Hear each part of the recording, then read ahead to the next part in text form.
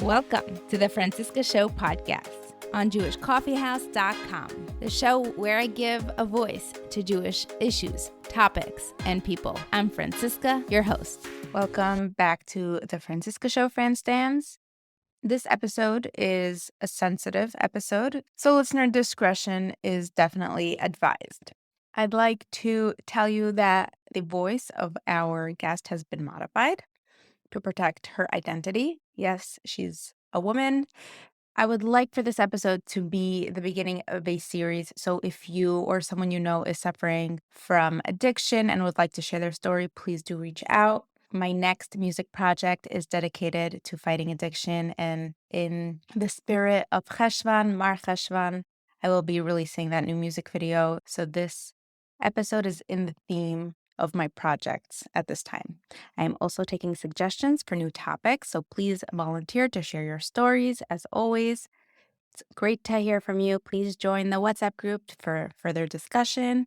And if you or anyone you know is looking for podcast help, please do reach out. I have my DIY course that is just super easy, simple, quick, and it gets you to where you need to go. For all our new listeners, welcome, and make sure to check out the backlog of this podcast as well as the other podcasts on the Jewish Coffee House Network. Enjoy the show.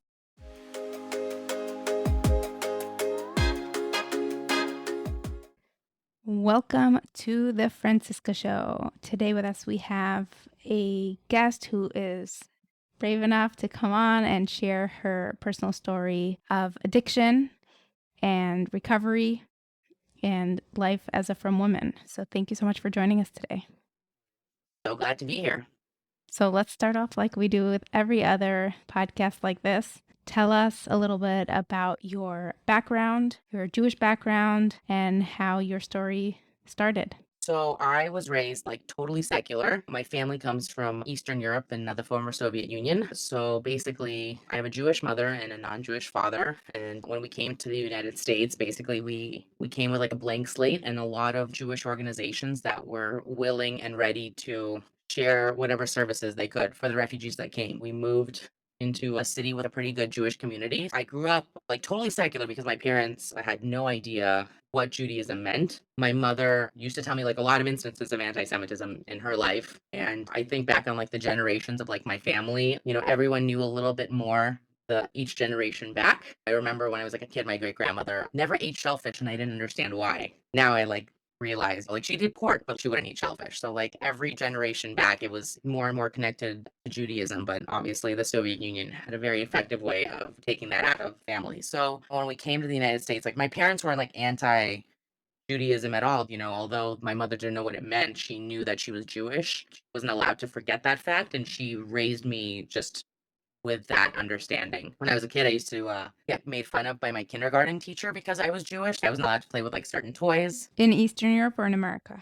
Yeah, in the Soviet Union. I had to stand in the back of the line anytime we lined up because I was the Jewish girl. I didn't understand how they knew that because my last name was my father's. And really that was the first idea. The first time I knew I was Jewish is when I came home crying because she would be so mean. And I would be like, why is she being like this? And my mom was like, it's because you're Jewish. And that was like really like the first time I knew what that meant because it wasn't practiced in my home. So anyway, we come to America and I went to a Chabad summer camp and a Reform Sunday school. So that was like my introduction to what Judaism was. And it was two very big extremes. Just having that foundation of knowing that's what I was, I like just always identified as being Jewish, not really understanding what that meant, but it continued to just be part of my identity and through like the various like Jewish organizations that I was a part of. And obviously when I was 20, like all secular Jews, did my birthright trip. And I remember going to the hotel for the first time and I had this visceral experience. Like nobody really had to explain what it meant to me, but I like physically felt like I was standing at the hotel and I felt my mother's presence behind me and like her mother's presence behind her. And it was like just I get chills like just even talking about it because it was like just such a powerful moment. And it would be great to say, and then I became from and everything was like wonderful. But that wasn't the case because I was like struggling with a lot of emotional issues and a lot of substance abuse issues at the time. But like that experience, like just having that like feeling like in my what I now know as my neshama was really like a turning point because like it just really solidified like who I was like as like a human being. And then also a totally secular program, but there was a program called Israel Shabbat Experience where basically we were in a hotel in Tel Aviv and two from families joined us and they just had like classes. And there was two families and like the wives and like their kids. They just had like little breakout sessions and one of them had like 2 kids and one of them had 3 kids, and I was convinced that the one with 3 kids was in a cult. For some reason, the one with 2 wasn't, but 3 was like just way too many children. But like I sat there and I listened, and it was my first introduction to I guess like Haredi Judaism, like just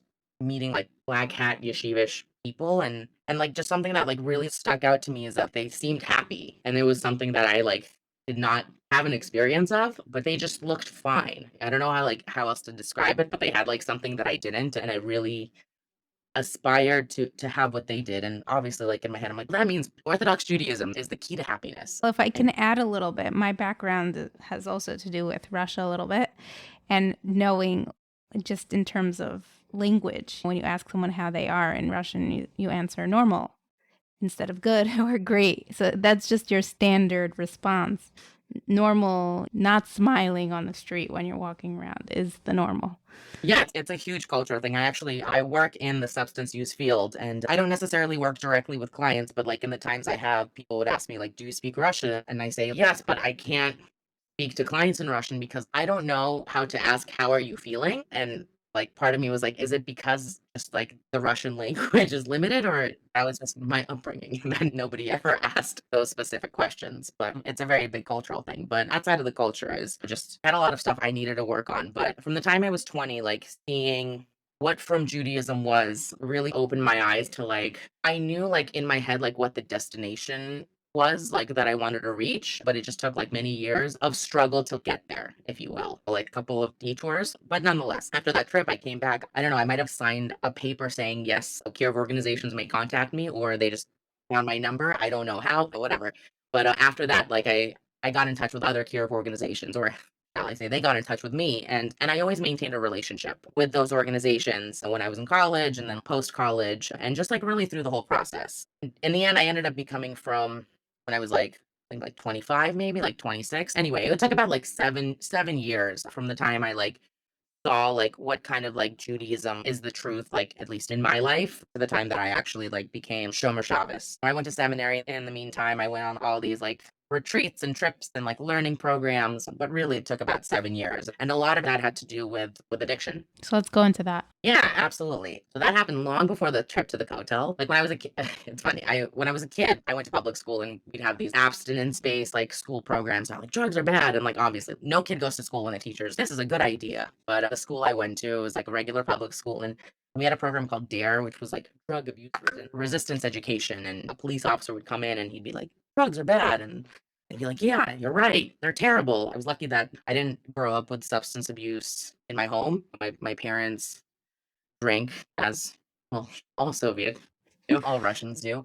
So I grew up not knowing what like drugs were, but also like I didn't really fit in 100% anywhere I went. I had like a small group of friends. I was always uncomfortable in my skin. So obviously as a kid, it's like, learning about drugs. Yes, they're terrible. And then like puberty hit and adolescence hit, and I just got like much more uncomfortable in my skin, and I just like didn't really fit in anywhere. And I was a camp counselor when I was like, yeah, when I was 14, and I was like the youngest there because I was the junior counselor, and this is like all secular, and like all the older counselors were like smoking pot and drinking, and I just like admired them so much. And I didn't start because I thought they were cool. It's because they explained that there is something in the world that you can take outside of yourself to make yourself feel different on the inside. Just like that description, though, I was like, all right, where do Where I can sign I up? get some? Yeah, let's do it without even any questions. So obviously, I started with the most easily accessible substances like pot and alcohol. Alcohol was like totally because my parents didn't. We don't have substance abuse in my family. My parents were very anti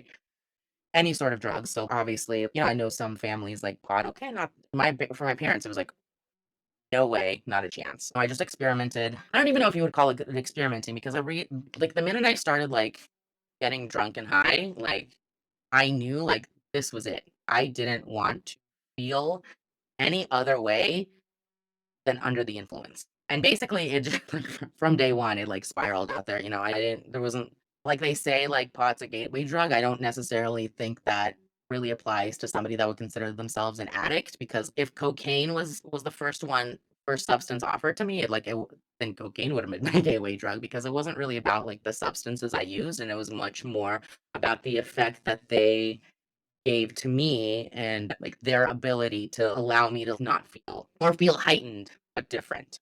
So basically, like, that's how it started. I was in high school, I was 14, started drinking and smoking. By 16, I was using cocaine daily because I knew somebody that sold it. So also a lot of people say the first time they tried their drugs, people like offer it to them. That wasn't my case at all. Like I said, it wasn't really about the opportunity, and it was more about the effect. So I found somebody I knew who was like using this particular substance, and I would call them up and say, I would like to buy some off of you. So there was no like free samples, like first time hook, line, and sinker. It was me seeking it out. So anyway, availability wise, 16, I used cocaine.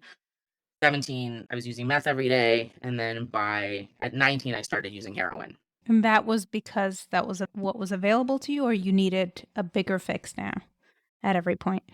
I would say that it was really there's stimulants and depressants, like drugs, like come into like on how they affect you. So like there's certainly like withdrawal symptoms from like any substance. Some include mild physical, and some, as an addict, like all of them were emotional and cognitive withdrawals. But the physical withdrawal substances like really didn't come into my life until I started using opiates and heroin. And it was really just like accessibility, but also once I found heroin, it was like basically like the way I considered it is I had a hierarchy of what, like if I had $100, where does that $100 go? It's like a budget. What do I prioritize with my purchases? And once I was introduced to heroin, that certainly took up the majority of my budget. Was So it because you got much more for the money? the effect of heroin is unlike other substances, I would say. I really loved it because stimulants, you just become hyper aware, just very physically in your body, and like that high is wonderful. And I sought it out. Heroin does the opposite, and you literally are able to completely exist without existing. Like it's a crazy feeling to like just be completely, like, to be able to wake up and walk around and still have, like, relationships and be completely, like, numb inside. It was, like, this, like, crazy dichotomy, but, like, really, I sought that numbness and that feeling because if drugs I always tell people, like, if the first time I ever used any drug, I had this horrible reaction, like, where I was just, like, violently ill and didn't feel anything, like, I wouldn't do it again. There was something that, like, caused immense joy in my life, and it was something positive in terms of just the feeling that it brought me. So that was definitely heroin. But as with that class of drugs, you become physically dependent on. So you go through withdrawal symptoms. I started off like slow with like smaller quantities, so I didn't have to like spend so much money. I started with $20 a day. I was still in college. Like I had a part time job. I was like living with my parents, so it wasn't like just. I thought of it as like partying, but it took about a year and a half, 2 years before I, like, really I just one day I decided, like, I don't have any money, so I guess I can't buy any heroin today. Surprising it took that long, but I just remember the first time I went through withdrawals. It was, like, the most horrendous feeling ever, and the first time, I had no idea what was happening. I just thought I had a stomach bug, but really the rest of the time that I used drugs was, like, this cycle of I still got, like, the pleasure from using it, but, like, I would do anything to, like, thwart the physical withdrawals that came with opiate use. So that's when the roller coaster happened. I mean, really, like, the roller coaster happened, like, years before, like, while I was an addict and just using other substances, but, like, once it became physical, I became aware of it, if that makes any sense. Were your parents aware at all? Yes, they were blissfully ignorant, yet aware at the same time. I wasn't one of the side effects of, like, drug use is a lot of, like, minimizing and hiding it from people. Being clean and understanding it, like, from the other side of it at this point. I see people who are high, and I'm like, "Who are you possibly trying to fool?" So I think of my parents as, like, on one hand, like, they were just in such denial because I'm an only child. They try to give me, like, the world. We moved to a new country, like, I was, like all the eggs were in that basket. And also just, like, they had these, like, morals and values that, like, were not in line with any of that. So they would catch me, or they would find drugs on me, and it would always be like, "This is the only time I've done that. I've just not that I'm a good drug addict, I'm just really bad at getting caught. This is the only time you've caught me, this is the only time I did it, and you just happened to catch me." And really, like, this was, like, before, like, Google and, like, before, like, ads for drug treatment and before the Affordable Care Act that, like, really opened the door to treatment for any type of insurance policy. So, like, really, like, they were in the dark with what the symptoms are, like what to look out for, and then also like how to treat it. Also, they didn't have a community to talk to, and it still is so incredibly stigmatized. We're talking 2000, 2004. Like it was things have not changed fast enough, but they certainly have changed in terms of like the resources that exist. So they didn't have it. When I was 21, I decided to go to rehab and I sat them down and that was the first time I told them. And basically it was like a sit down conversation. By the way, I've been using heroin for 2 years and I need to go to detox today. They were like, what? I was living with them. They were shocked, but there's a level of denial that has to go into that for that preservation of like our family unit that they really had to go through. But I mean, retrospect, like they knew because the thing with addiction also doesn't really just hurt you. I did some like really terrible things to impact our relationship. I stole from them often. I like brought in like really unfavorable characters to the house. I disrespected them. I overdosed once. This was after rehab. I didn't actually stay clean in rehab. It took a little while longer, but I overdosed, and my father was the one that found me, not breathing with a needle sticking out of my arm. That kind of stuff, like that kind of effect that I had. You can only be in denial for so long at that point. They knew, but like I said, like they didn't have the resources and they didn't know what Al-Anon was. Like they were never gonna send me away for being an addict. They certainly shamed me for it, but that doesn't work. So talk to me about rehab. You decided to go on your own. Yeah, so basically at one point I got arrested. I was arrested when I was 19 for possession, and it was a very like mild charge. The drug laws are pretty lax at this point. I have feelings about that in one respect or another. Basically, if I submitted to a meeting and involuntary, like going to 12-step meetings and involuntary probation, like they would wipe off my charge after a few years. So I did that.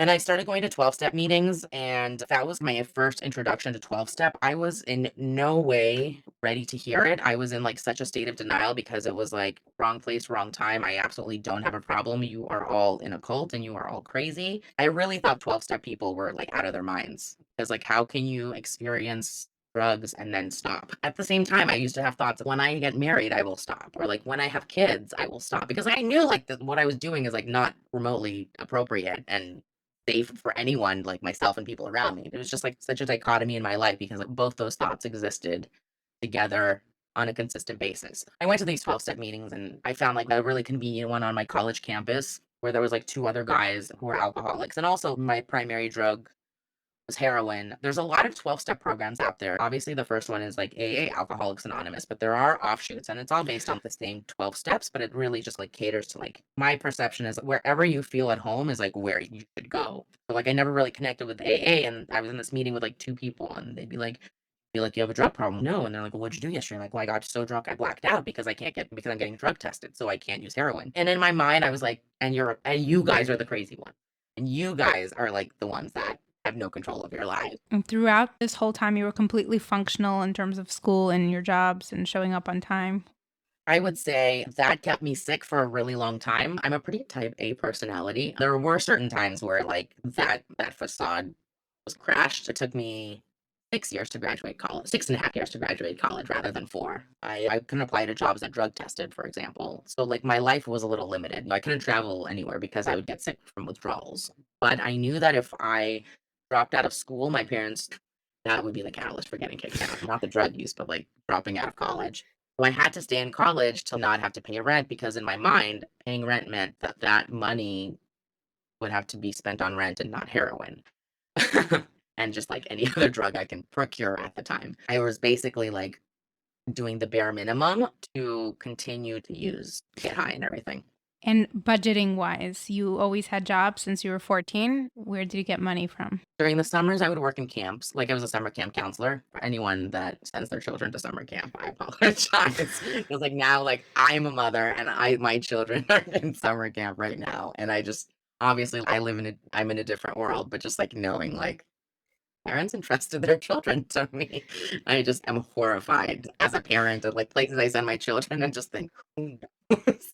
Yeah, I worked at summer camps for like spending money. My parents like gave me money when I needed. The rest of the time I would steal money from my parents and then at some point I would sell drugs to get money. So I never made a profit. I certainly wasn't a business person, like a businessman. It was really just the more you buy, the cheaper it is. So I would buy and then I would sell off to friends just to break even to pay for like my own habit. As a result, I got a lot of friends hooked on drugs because of that. And that's stuff that I carry with me to this day. It's like you think that Well, I'm just doing it for myself. Like, I'm making my own poor life decisions, but so many of the thought process I had around that really just got smashed the minute I got clean and saw like the damage that I had incurred, which is another reason why I didn't get clean for a really long time. Because like when you stop using the drugs, like all that comes back. You can't get high your way around like the consequences of those actions. You can only run for so long, and or not. I see people running for decades to this day. So back to the 12-step program. Yeah, I did my like court mandated program. I graduated. I was such a smooth talker. I graduated with a positive drug test and they wrote negative on it because I convinced them that it was an accident. Like whatever. I don't even it's just crazy. Like I had dental work. Like, just the, my intelligence has gotten me into more trouble. I find like people who use drugs are like some of the most intelligent people you'll ever meet. And if they get clean, when they get clean, like harnessing that power, like they can move mountains. You are former Soviet Union. You're fitting the stereotype. Yeah, exactly. Yeah, so I went to those meetings and I thought people were in a cult. But after a while, like the court mandated thing ended, I was done. I was still using and I never had enough money. I was always sick and I was just like miserable. I was in a relationship. It was like a very unhealthy relationship at the time with somebody who was also using drugs. I hated myself. I didn't know what to do. And I'm really grateful that time I got arrested, I was made to go to AA meetings and I went to these mandated meetings and I heard nothing, but I knew they existed. Like drug policy has changed a lot, especially in Liberal states. more liberal states where like people are able to not be penalized for the drug use and just let go. But I find that's almost a disservice to a lot of people because that take away a resource that they might not otherwise have access to. Because at the time I wasn't willing to hear it, but 2 years later, when I was like, I don't know what else to do, I don't know where to go, I knew that the 12-step program existed, and that's when I like looked up NA meetings, and that was the first time I went to a Narcotics Anonymous meeting. Was that from a rock bottom moment? It had many. One of them, it was certainly one of the first. So can you describe one or something that sticks out? I'm sure each Yeah. one in its own way has been very memorable. There are many. I mean, I would say that like when I made a decision to get clean, I'd already been to rehab a couple times. I kept on relapsing. Yeah, there was like this one time. I know this is like it feels insignificant, but it was like it's like such a good depiction of what my life looked like. I was home one day and I hadn't used drugs in a couple days, so I was like very sick and I finally got some heroin and I used a lot and I was like very high and I was like I have accomplished it. I'm as high as I was that first time and I was like I have made it. This is the best feeling ever. And I went to microwave like a burrito and then so I put it in, and then I woke up half an hour later on my kitchen floor, and then the burrito was cold. And then I like microwaved it again for 30 seconds, and I woke up 30 minutes later on the kitchen floor, and it was cold again. And this went on for about 2 to 3 hours. I kid you not. And that was literally my life. I would have 5 minutes of like clarity. Okay, this is what I'm doing. I'm getting things done. And then they would just be curtailed by the effects of like drug use that I would just find myself like on the floor somewhere, like unconscious for half an hour. In the moment, I didn't think much of it, but looking back, like that was like a really low point. And I actually overdosed like that week. So basically, the last couple months of using, I'd say like from January to April of 2009 was like every week was subsequently like worse than the week before in my life, where like I just made these like really chaotic life decisions that had an effect on everyone around me and myself. And it just kept on spiraling. And there was, my friends gave me an intervention and I kicked them out of the house and I overdosed and then my mother was like in the hospital with me pleading like to get clean and said, "No, I don't want you here. I'm fine." And what they don't tell you is that if you're an adult and you ask someone to leave your hospital room, then they have to leave. And if they don't want to leave, then they have to get dragged out by security. And like that's all the stuff that happened behind the scenes that I didn't see. That was like really traumatic for my mother because I told her to leave and then she had to leave. And I was just hanging out comfortably in my hospital bed, calling my connection to get more drugs, like right after leaving the hospital. Just those like subsequent moments kept on happening. But really, like in the end, what happened is I went to my drug dealer's house and I had a best friend since childhood and I loved her more than anything. And for a really long time, I tried really hard to make sure that she only got her drugs from me and not from our dealer because like I knew that once she met him, she would never leave and I would put her in like a lot of danger. And then one day I was like sitting and they had met by then because I was like too high one day and I'm like, "Here, just take his number and meet me here." Addiction. And then I looked at her and I was like, "Hey, by the way, who's the first person to ever give you heroin?" And she looks at me and she was like, "What do you think?" And I don't know why, but that was the moment that like really shattered my heart into like a million pieces. Is friend that I like cared about immensely was like on her own spiral, and I was like that catalyst for that trajectory of her life. Or not, but like for me in the moment it felt like that. I saw the responsibility that I played and the consequences of those actions. And I got up and walked out of that house and I called somebody in Narcotics Anonymous, and I called my sponsor because I'd been going to meetings and I was lying about being clean because I thought I had an image to maintain in 12-step meetings. And like the reality is like they don't care. Like you just show up and you can be honest. And I called the sponsor that I had and I was like, by the way, I've been like getting high for months. And she's like, oh, are you ready to stop? And I said, yeah. And then they gave me some direction and I followed it and I've been clean since. So it was like a really, I'd say it was like a really anticlimactic rock bottom, but it was really just like a reality like hit me in the face really like immensely in the moment where I just directly saw consequences of my actions. And I couldn't keep doing that to people around me and I couldn't keep doing that to myself. Talk to me about, how your life today bridges to the life. My life today, oh my goodness, there are no words. If I had gotten everything I had dove in for when I got clean, like I would have been selling myself so short. The reality is that like I attribute everything in my life to like my recovery and like getting clean, but also like understanding that like I'm a frum woman who like lives in a mainstream Jewish community with like little FFB kids running around and a husband who like works and learns like every night. It's really mind blowing. On one hand, like I am still, I guess the shock hasn't worn off. In moments like this, when I like share my story, it just blows me away like how far I've come. It was a process. It took time. Like basically, like from that first time that I saw those from families like sharing about like how empowering Judaism is to like women and families to the point now. By the way, like when I first got clean, like I didn't I was involved in all these cure of organizations and I had Rebam that I was like meeting with because I needed that connection. Like I wanted to get better. I just didn't know how to. And it was like step by step. So like there was a campus rabbi who I met with and I was like, by the way, I'm a drug addict and I'm like really like struggling. I just got clean. I was like, I really want to like keep Shabbos. And he's like, well, I hope you go to a meeting and not a Shabbos meal if there's a meeting that helps you. And I was like, but it's Shabbos. And he's, maybe you should chill out with that for a little bit because there's this thing called pikuach nefesh and you're trying to save your life. So basically, like I got connected to like therapists and it was a process and I stayed connected to the community. And then I had about 5 years clean. So one of the principles in like a 12-step program, one of the suggestions is you would do 90 meetings in 90 days.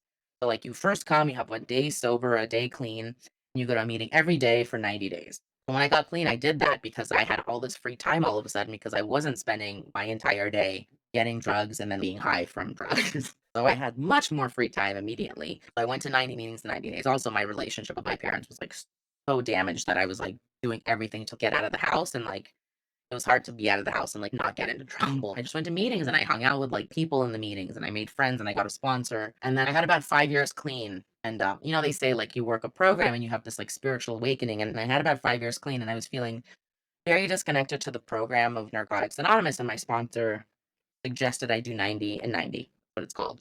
And when they say like sponsor suggestion, what changed for me, like finally when I decided to actually stay clean, is I started like listening to the direction and suggestion of the people that like knew how to stay clean. The reality is that I didn't know how to do that at first, or in general. So he said like you should do 90 and 90, and I was like, you are out of your mind, sir, because I am busy and I have a job and I have a life. And he's like, well, that's not really, and your opinion's not so relevant in this in this realm. So you can either do that or look for another sponsor. And I was like, gosh, how could you say that? So I did 90 meetings in 90 days when I had 5 years clean. And about I'm not even kidding, like day 87, I called him and I was like, I want to keep Shabbos. And he wasn't Jew. First off, he wasn't Jewish.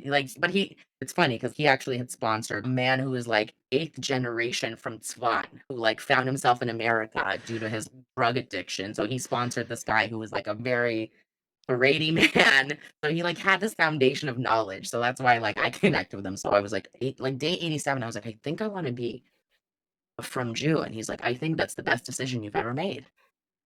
And like it was Friday, and I was like, but I want to go to Shabbos. And he's like, how about you finish your 90 and 90 first? And just around that time I made a decision I would keep Torah mitzvahs. And it's really I've been like that since. I was think being in a 12-step program like really gave me a foundation for the life I live as a from Jew. Because like a 12-step program is like very spiritual in its nature because like you need a relationship with a higher power to like to continue on. You need something outside of yourself because the nature of addiction is like a very selfish thing. It's like very like introverted, like it's very isolating. So like you need to reach out to people or beings or deity, whatever like is that is more powerful than you because obviously like you got yourself in this situation and it's really hard to get yourself out of it. And that's why you rely on others and powers greater than yourself. So like those muscles had been worked consistently for 5 years. So, like, by the time I decided but obviously, like I said, I've been, like, in touch with all these organizations. I was going to Shabbos meals. I was going to Shabbos meals, like, before I got clean. I was going to Shabbos meals, like, when I was clean, but I wasn't, like, Shomer Shabbos, if you will. When I had a year, I went to seminary for, like, 4 months and came back because it wasn't the right time for me. Basically, what happened is I knew Judaism was, like, where I wanted to, like, this, and I knew that, like, I would feel more fulfilled there, but I needed to work out all the emotional stuff because like Judaism in and of itself doesn't fix you. I don't want to say I was a really broken person and I had to do so much work, like both in 12 step and in therapy and like in my social support and my relationships. Like I had to do all that work beforehand that like by the time like when I decided I'm gonna be Shomer Shabbos, it was like one of the easiest decisions I'd ever made because it was just coming from like such like a pure and healthy place. This is how I want to live my life. And basically, like, from that moment, and it wasn't, like, hashkafically, like, I became Shomer Shabbos and stayed, like, where I started. I mean, obviously, like, I'm growing, like, we grow every day, but, like, in terms of, like, the community and, like, the support system, like, I'm in the same place I was before, and it's a really high standard. When I met my husband, we were in Israel, and he wanted to learn in Kollel, and we lived in Israel, and he learned full time, and we made it work there, and now we're back in the US, but he works, but he still manages to learn at least 3 to 5 days a week. And so like our lives are very full within our community and within like the foundation of Torah. And I really attribute a lot of that to like just being an active member of Narcotics Anonymous because like they kind of like taught me all those muscles to flex. Oh, I can't eat this. Okay, fine, I won't eat it. Like somebody that I respect and I know is a higher authority, like a sponsor, a Rav, Rabbi. the Gadol Hador. I understood what it meant to like live an authentic life that was like detrimental also to like saving my life because I wouldn't have the life I have without Hashem. At the end of the day, that's like the basis of it all. Like that was Hashem led me to all those dark places for me to like find a 12-step program to build those muscles because I don't know if I would have necessarily been from had I not very stuck. Like had I not had years of practice in implementing those strategies, which I do in my daily life. When did you introduce this part of yourself to your husband? Was it when you were dating? What were the dynamics? And how is this affecting your marriage? What boundaries you have created, or are there any concerns or anything set up for triggers? Yeah, so before I started dating, I had to have a conversation with my verbatim about what needs to be disclosed and what doesn't in the dating process. Also, Hashem doesn't give you anything you can't handle. It was so kind to me in the dating process that like Baruch Hashem, like I dated maybe like 5 guys and it was never more than 1 or 2 dates. And then I met my husband. So it was all these things that I was so nervous about like having to share because there's nothing like harder than like having these like innermost like important areas of your life that really good catalyst of knowing if that person's the right person for you, whether they can take that and then being vulnerable with them and then waiting to like disclose that stuff. Just that whole process is so challenging. And so here's what happened with my husband. So I didn't have to share any details before dating because the way that we discussed it is like it's not I go to meetings like at this point I have 13 years clean and I had like 8 years clean at the time. So like I had a considerable amount of recovery under my belt and I was stable and everything was fine. There's like other things that like I was told like I have to share at some point. I was taking medication for some emotional stuff, which I don't it's funny because like the things that I thought would affect me in my marriage the most affect my marriage the least. There's like certain medications I thought that I would have to be on forever because that seemed to have the biggest effect on me. I haven't taken medication in years. I've been fine. And like certain things that I thought like I had really resolved in my life with like stuff I've worked on in therapy have come out in my that I was like, oh, totally done, worked on it, totally come out in my marriage. But Could you give some examples? yeah, PTSD is a fun one. I was in some really unhealthy relationships in the past, and I've had some experiences in my life that like I worked through a lot in therapy and felt were really resolved. And then just being in a relationship, like being in a marriage, like having kids, like the stuff that I really thought wouldn't come up did. And as a result, like I just had to like have honest conversations with my husband. I'm like, okay, this is really bothering me right now. I think that I'm okay right now, but let's put it in a contingency plan of what we should do if it keeps bothering me. Should I go back to therapy? Should I like see like a psychiatrist? Should I like get a new sponsor? Whatever. Like, yeah. So here's what happened with my husband. Hashem makes sure. So I didn't have to tell anyone anything. And then his Rav called. I had two references. One that was like of the school of don't tell him anything, and one who knew me better, and he's of course he should know these things, but obviously like I won't tell him unless they ask. Anyway, his Rav called the latter, and he basically said, oh, by the way, she's sober in a 12-step program. So this is before we ever even met, and I was like, you just doomed everything, thanks. Like not even a chance to show them my winning personality. And he said yes to meeting me. Like obviously like it was like a more intense conversation with both our Rebbeim, and Rav vouched that I did a lot of work, and it really shows like more like the pure perseverance side of me than more the And the vulnerable side. well, it's vulnerable, but I like think of the right word. It's more of an asset than a defect, like having gone through that at this point, that it really just shows more positive than negative. But obviously, like from his perspective, he had a decision to make. And my husband said yes to dating me. And knowing that, going into that first date, knowing that he knew that about me was like the biggest like weight off my shoulders, because like I already knew the type of person he was, that like he can look past like those details and like really see a whole person. My husband has zero substance experience in his life. He comes from a totally well-adjusted, normal family, like also about Shuva, but like from a really stable Jewish, mind-blowing, I don't understand him, like well-adjusted family without, I mean, like everyone has issues, but you know what I mean? Like not like without issues. And we dated and we talked about it, and he was fine. And there's certain things I laid out on the table, like we were dating, that I thought would affect our marriage that didn't. And certain things that I didn't think I needed to mention because I had already worked out on them that further into our relationship we had to discuss. So, I mean, through recovery, I had to learn like the language of feelings, which is like a language that he doesn't speak. And also like just working in recovery. We do speak different languages, but I think that like has been open to learning about it. When we were first married, actually, what really helped him understand me was when we, like in Israel, nobody worked on Fridays. So on Fridays, we would get ready for Shabbos together, and we would listen to a shirim by Rabbi Wallerstein. Because at the time, like Rabbi Waller, like I would listen to his shirim, and it was like, wow, this is mind blowing. Like he really says some really like deep things, and I connected to him because I understood him, and my husband connected to him because he learned what it meant to like be in a relationship with someone that like, as he used to say, yeah, I may have baggage, but it's Louis Vuitton baggage. Just one of the things that really helped my husband understand me was listening to shirim by Rabbi Wallerstein specifically. So like our relationship grew, and like we continue to like I certainly have moments where I struggle. My struggles look much different today than they did when I like had a year clean, for example. But nonetheless, Can you illustrate a struggle? when you put down the drugs, the person who used the drugs is there. So there's a lot of like maladaptive coping skills that we develop. I mean, just people in general who like struggle. Maladaptive coping skills that I developed, whether it be like an unhealthy relationship with food, anxiety, and like overthinking. Like there's like numerous things that like came up like when I like stopped using drugs that like manifested itself in my life. And I remember like about a couple months ago, I had like a really, really like major thing, like major blow up at my job. And I have like coping skills that I use. Like sometimes I knit, sometimes I color, sometimes I like zone out with a podcast when I'm like really stressed. Like I'll take a hot bath. Like there's certain things when I'm like when I'm more stressed, I utilize like certain coping skills. And I remember I had like this crazy blow up at my job, and it was like so emotionally dysregulating. And it was like it hit me so hard. And it was Shabbos, and I couldn't do anything, and I had to sit with my feelings.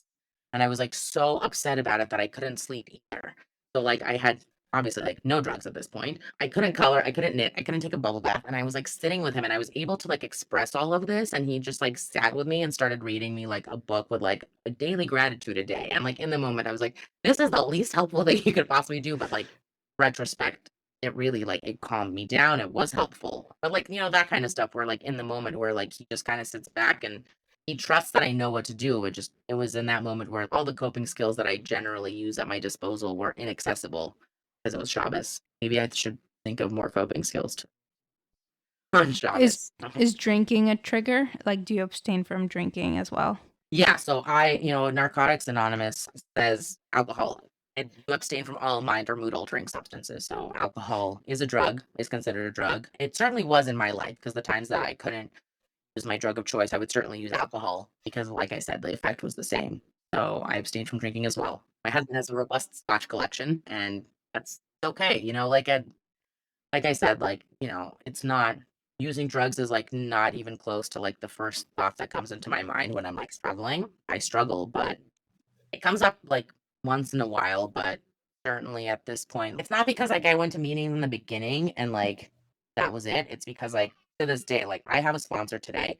I go to a meeting once a week. I have people in recovery coming for Shabbos. I have friends in recovery that I check in with when I struggle. So like if I do step work, I read like the NA literature. Like so it's not really like a one and done thing. Like I did it in the beginning and it was great and it really like set me up for life. It's a resource that I continue to utilize and like use in my daily life. Like that by like addiction at bay. It's just interesting that you have alcohol in your house, and that's totally fine. And it's also remarkable that the thought of using only comes up rarely, as you said. The way I learned about it, it's like you're never safe from it. And once a drug addict, always a drug addict, or once Yes. an addict, always an addict. They Yes. use that terminology for Yes. cheaters, also infidelity. No, Yeah. I'm not in any form of disagreement about that. But I have people in recovery that friends that do not allow alcohol in their house. Really, where you feel safe, where you feel comfortable. When I started becoming from, like the question is like, what if I'm at somebody's house and they make kiddush on wine? What do I do? Like What do you do?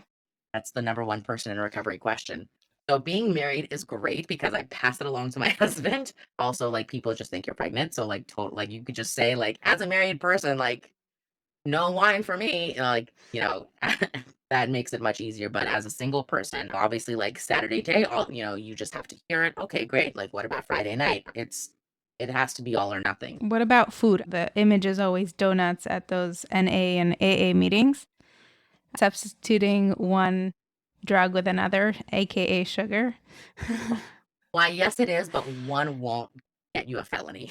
um, it certainly is. Like I said, you put the drugs down, and the person that used the drugs is still there, and you have to address like what those issues are that caused the drug use to begin with. So, like, absolutely, you will find more about yourself once you like stop using drugs than anything. Like, people act out in all sorts of ways, like through food, through internet addiction, through sex, through like terrible relationships. Like you see it all when people get clean because take away like that primary coping skill and you can either choose to like work on the person that's like broken or you can like keep hiding it with other things. When I first started getting clean, I was like a pack a day smoker.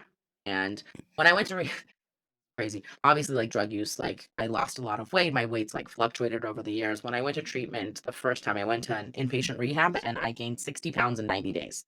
And this was Right. like, nobody told me about eating your feelings. Like, nobody alerted me to that. And then anytime my parents would visit, they would be like horrified, like, oh my gosh, are you okay? Like, I had to like go to Target to get like large pajama pants to walk around as like my regular attire because I was like just I had ballooned because like it wasn't that I was eating for the first time. It was like I was eating for the first, second, third, fourth, fifth. Like I didn't know how to stop because I was so uncomfortable in my own skin and like using drugs fixed that or like masqueraded that. So like when the drugs went away, like that discomfort came right back, like glaring, just showing its face. So it's a daily struggle with like any area of my life, like how when my food gets all out of whack, I don't feel as good. Like when my like when my relationships get out of whack, when I feel like like I'm not setting good boundaries, when I'm like being codependent with like a person in my life, like all of that stuff like makes me feel like when I feel uncomfortable, I find myself like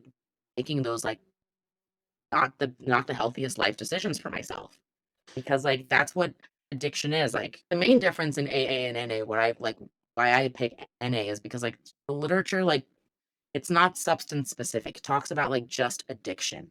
Like I really relate to like just addiction and like how it has manifested in literally every single area of my life.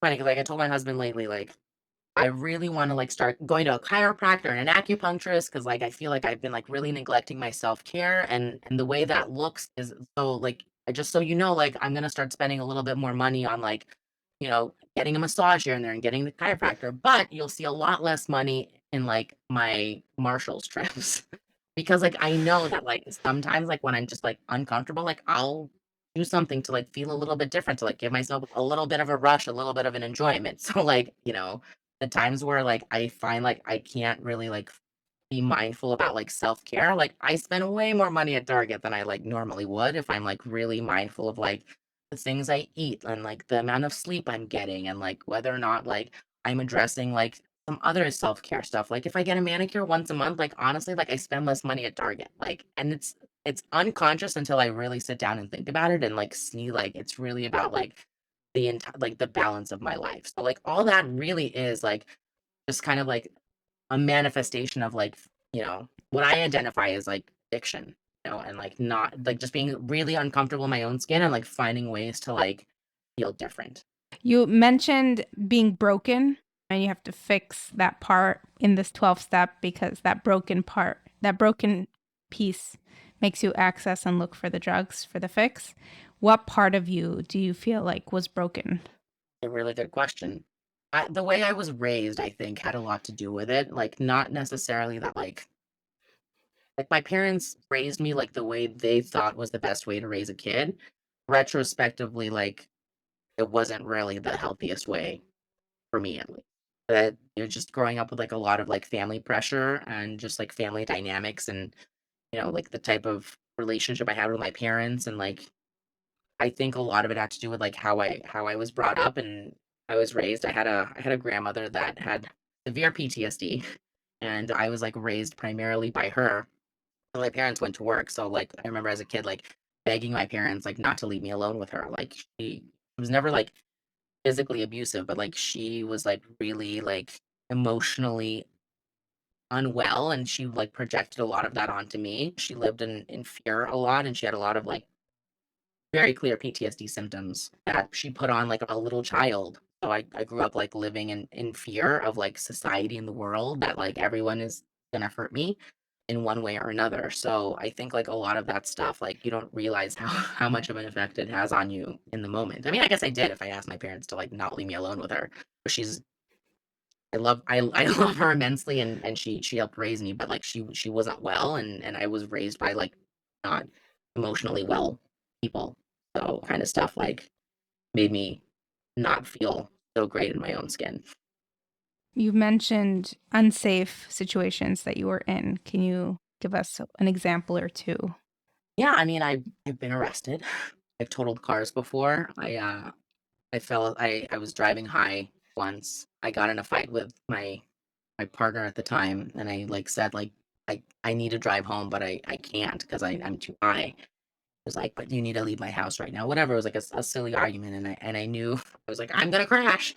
And then like 5 minutes on the freeway, I rolled my SUV 2.5 times and had to crawl out of uh, the driver's side window because it was upside down. And I had to go to the hospital because I didn't want them to drug test me in the hospital. Interactions with police officers, interactions with gang members, with a lot of people like committing crimes. Too many names. Like there's a lot. Certainly things that like put myself at risk and other people around me.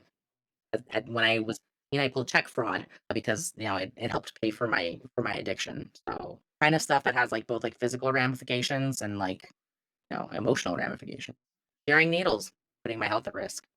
I had a heart attack at 21 because I overdosed and I wasn't breathing for a little while. So I had to like spend 3 days in the cardiac unit at the hospital after overdosing. I would say that those are those are some pretty dangerous situations. What work do you do now? I work in the substance abuse field. I work more like in the administrative side of it. Went to college. I got my bachelor's, got a master's, got like a bunch of credentials. Basically, like ever since I got clean, I worked in recovery in one area or another. I work for a program from the management side, but I work mostly through a county contract that basically funds treatment for people that aren't able to afford it otherwise. Can you talk a little bit about the frum community? Do you live in a mainstream frum community, and are the 12-step meetings that you go to, Are there other Frum people, and what's it like? I do. I live in a mainstream community. I live in a city, pretty large city with a robust community. There certainly are snippets of people in recovery in the community. We all know each other. In terms of meetings, like in 12 Step is like such like a huge organization that you'll certainly find people. You'll find a lot of off the derrick people. You'll notice them by their names of like the Americanized version of like a very, very clearly Yiddish name or like a very clearly Hebrew name that nobody else would have and like obviously like not from. But there's meetings that go on like within the From community, like not necessarily like they're not in a directory, for example. So they're not like an actual like AA meeting, like copyright infringement kind of stuff. It's not an actual NA meeting, but it is a 12-step meeting that follows 12-step literature and like format of what a meeting looks like. And it happens to like be run by like From people in like somebody's house, for example, just so people are more comfortable in that environment, because a lot of meetings are like in church basements, for example, and like sometimes like the language that is spoken in meetings like isn't really it's something that we're used to in the community we live in. There are people in recovery in any large community, surprisingly more than you can think and than you can imagine. Do you prefer the Jewish meetings? So AA is a huge, huge fellowship, and I love AA, and I appreciate it immensely. But like, there's something about like Narcotics Anonymous and like so all those meetings like in people's backyards is always AA. I feel like AA is like much more socially acceptable because it's like okay, everyone could become an alcoholic, but like really like you got to be a derelict to be a drug addict. It's like this like mentality that like a lot of people have. I mean, like even in the From community, like okay, like somebody drinks too much, like let's get them some help. Like, oh, they're doing what now? Drugs are much more stigmatized than alcohol. And in any community, From community or not. So AA just happens to have like much more of a wider presence anywhere you go. So like most of those meetings in the backyard are usually AA format. Is there anything unique to the Frum meetings besides for obviously being AA and not NA? Yeah, the birthday cakes are kosher. I don't know. It's the same format. It's the same of people. It really isn't unique. What the 12th step is you're carrying the message to the addict who still suffers. And I find that like in my own life, going to an NA meeting that I found like publicly on the website helped save my life and like move me towards a direction of like being this like From Jew who has this like wonderful, amazing life and family, that for me to like get all those benefits from NA and then like take it with me and not give it back to like the source, for me is sometimes like feels a little selfish almost.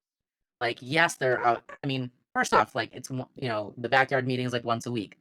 Another day I can go to an NA meeting, but I certainly try to prioritize because I want to make sure that like if like a 21-year-old that like went on birthright and had this like spiritual awakening at the hotel like shows up to this meeting like broken and doesn't know that like any From backyard meetings and just goes online and finds like a meeting in the directory, like that's the person I want to be there for.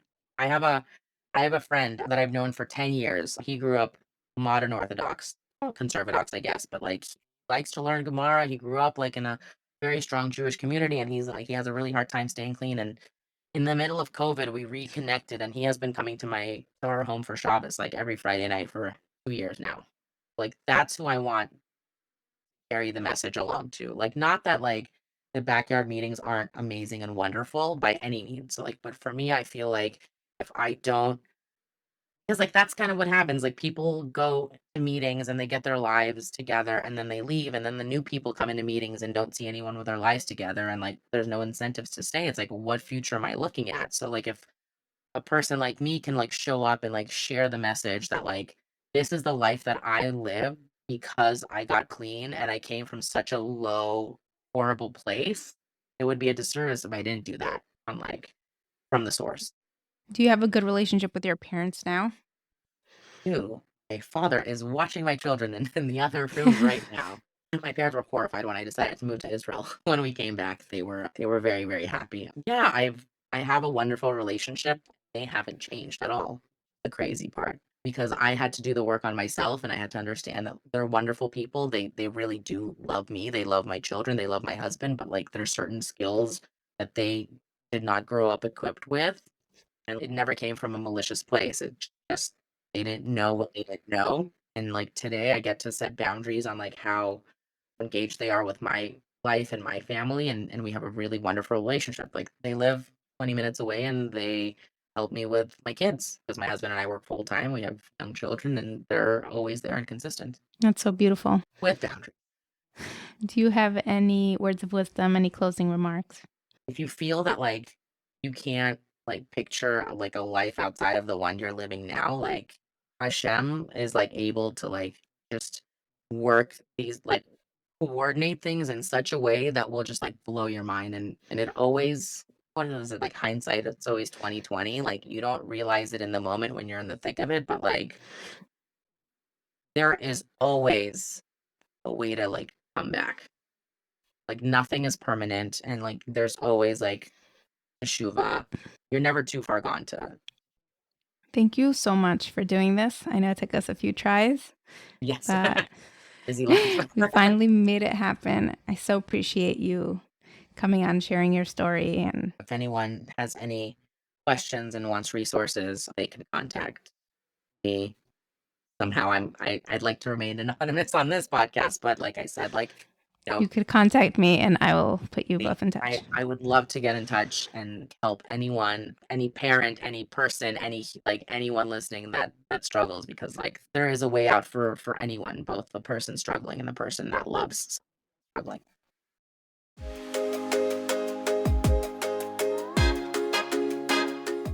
Thank you so much for listening until the end. I hope you learned something from this episode. If you'd like to reach out or be connected with the guest, please do reach out. Join the WhatsApp group. Next week, we have Halachic Innovation with Professor Chaim Seiman on this podcast. See you next week.